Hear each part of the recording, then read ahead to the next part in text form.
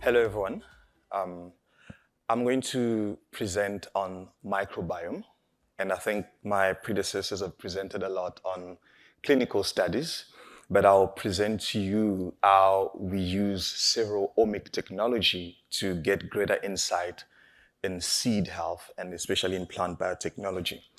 And the plant that I'll be focusing on today is going to be barley.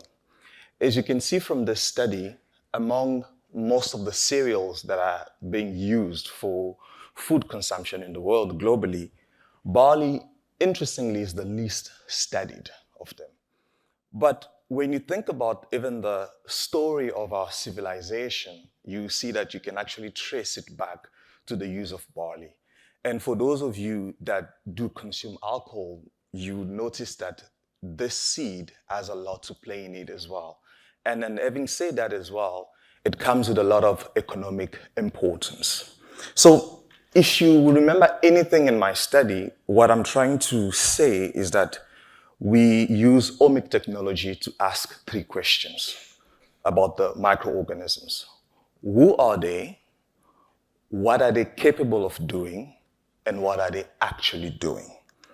Now, what we did is that we received sample of barley from harvest and other samples that were stored in silos, which are generally controlled condition.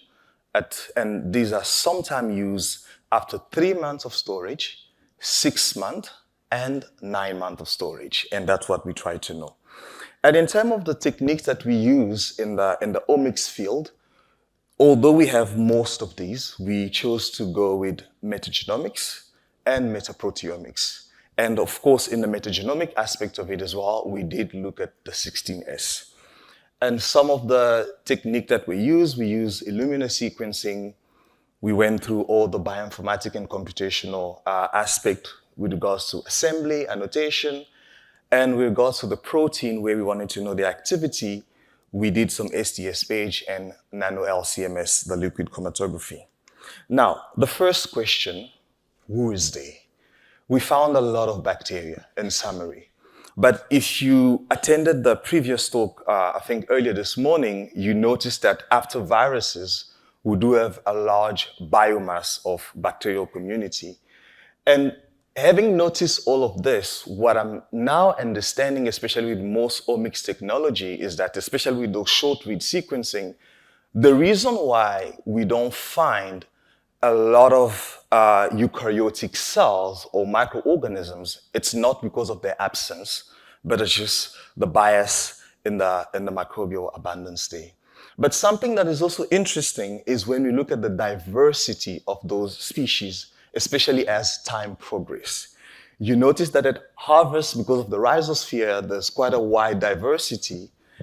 As the sample gets stored, there's a reduction in diversity and a stabilization. And at 6 months, we notice, I think for most of the data, some sort of dysbiosis. Then there's a very nice stabilization there at 9 months. And that is the same thing that we observed here as well when we did the beta diversity. You don't really have to worry about the bacterial names if you're not in microbiology, but you will agree with me that with the change of colors, there's some form of succession as well, which is quite interesting if you think about it, because those silos are some form of controlled environment, especially because the seed are going for production. Then, of course, to take it a level further, because once you know who's there, with your 16S technology, if you've ever used it, you can confidently assign up to a genus level.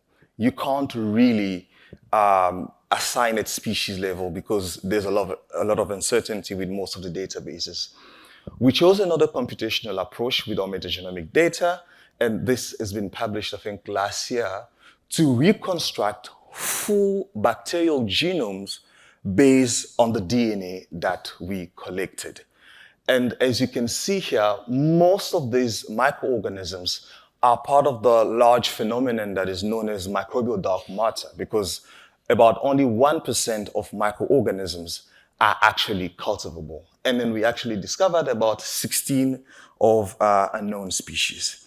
But moving on to that, the beauty of metagenomics as well is that we're able to reconstruct a very nice metabolic pathway to start getting an idea of what they are capable of doing.